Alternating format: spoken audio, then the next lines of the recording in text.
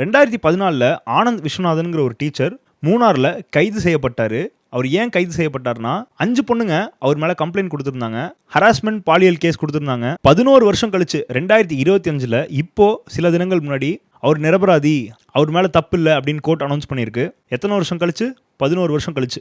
Actually என்ன நடந்திருக்கு அப்படின்னா, இந்த பெண்கள் காப்பி அடிச்சிருக்காங்க எக்ஸாமில், அதை இவர் கண்டுபிடிச்சிருக்காரு. கண்டுபிடிச்சு அவங்களுக்கு ஏதோ பனிஷ்மெண்ட்டோ அவங்கள திட்டிருப்பாரோ போல. அந்த கோவத்தில் என்ன பண்ணுறதுன்னு தெரியாமல் இப்படி ஒரு கேஸை கொடுத்து அவர் கரியரே காலி பண்ணிட்டாங்க. 2014 அவர் கைது பண்ணாங்க. 3 வருஷம் ஜெயிலில் இருந்தார். அதுக்கப்புறம் ரிலீஸ் ஆகி 8 வருஷமாக போராடி இப்போதான் இந்த கேஸை ஜெயிச்சிருக்காரு. ஈவன் ஜெயிலேருந்து ரிலீஸ் ஆனதுக்கப்புறம் அவரை ஜாப்லேருந்து தூக்கிட்டாங்க. அவரால் வேலைக்கு போக முடியல. எவ்வளோ அசிங்கம், எவ்வளோ அவமானம் இருந்திருக்குன்னு யோசிச்சு பாருங்க சொசைட்டி அண்ட் ஃபேமிலிக்கு. இப்போ இந்த போன 10 வருஷத்தை யார் திரும்ப கொடுப்பா சொல்லுங்க? ஃபேக்காக ஒரு பொண்ணு கம்ப்ளைண்ட் கொடுத்தா இதான் இங்கே நடக்கிற ரியாலிட்டி, இதான் இந்த சிஸ்டம். கேட்கும் போதே அவ்வளோ வலி, அவ்வளோ வருத்தமாக இருக்குது. இந்த போன வருஷங்கள் திரும்ப வருமா? இந்த வருஷத்துக்கு யார் என்ன நஷ்டஈடு கொடுப்பாங்க?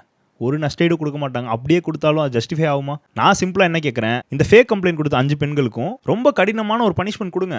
யாரும் இந்த மாதிரி பண்ணக்கூடாதுங்கிற அளவுக்கு ஒரு பனிஷ்மெண்ட் கொடுங்க. ஒரு பனிஷ்மெண்ட் இல்லாமல் இவங்களை அப்படியே லூஸாக விட்டுருவீங்களா? மக்களே, உங்கள் எல்லாருக்கும் நீங்கள் நல்லா இருக்கணும்னு ஒரு அட்வைஸ் சொல்கிறேன். நீங்கள் ஒர்க் பண்ணுற ஆஃபீஸ்லையோ இல்லை காலேஜ்லையோ இல்லை எங்கே வேணா இருக்கட்டும், நீங்கள் ஒரு பொண்ணுகிட்ட ஏதோ கோவத்தில் பேசிடுறீங்க, இல்லை அவங்களுக்கு பிடிக்காத மாதிரி நடந்துக்கிறீங்க அப்படின்னா, அவங்க அதில் ரொம்ப எமோஷனலாக ட்ரிகர் ஆகி உங்களை பற்றி ஹராஸ்மெண்ட் கம்ப்ளைண்ட் கொடுத்தாங்க அப்படின்னா, ஈவன் உங்கள் மேலே தப்பே இல்லாட்டி கூட விசாரிக்கலாம் மாட்டாங்க. எடுத்தோடனே உங்களை அக்யூஸ்டாக ஃப்ரேம் பண்ணிடுவாங்க. ஸோ முடிஞ்ச அளவுக்கு பார்த்து அனுசரித்து போங்க. இதான் நான் சொல்ல முடியும். வேறு என்ன சொல்ல முடியும்? இன்னொரு முக்கியமான விஷயம், போக்சோ. ரீசெண்டாக திருப்பூரில் ஒரு 17 இயர் ஓல்டு கப்புள் 2 பேரும் காதலிச்சு ஃபிசிக்கல் ரிலேஷன்ஷிப்பில் இருந்திருக்காங்க. அந்த பொண்ணு ப்ரெக்னென்ட் ஆகிட்டா.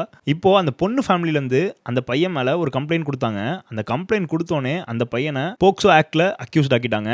நான் என்ன கேட்குறேன்னா, 17 வயசு, 2 பேருமே மைனர் தான், 2 பேருமே மியூச்சுவல் கன்சென்ட்டோட தான் பண்ணாங்க. அது எப்படி நீங்கள் பொண்ணுக்கு மட்டும் எந்த பனிஷ்மெண்ட்டும் கொடுக்காம பையனை மட்டும் பனிஷ் பண்ணுறீங்க? என்ன பையனா இழிச்சா வேணா? 2 பேரும் விருப்பத்தோடையும் ஆசையோடையும் தானே பண்ணாங்க, ரேப் பண்ணல. ஸோ மக்களே, உங்களுக்கு போக்சோ பற்றி தெரியலனா தெளிவாக சொல்கிறேன், தெரிஞ்சுக்கோங்க.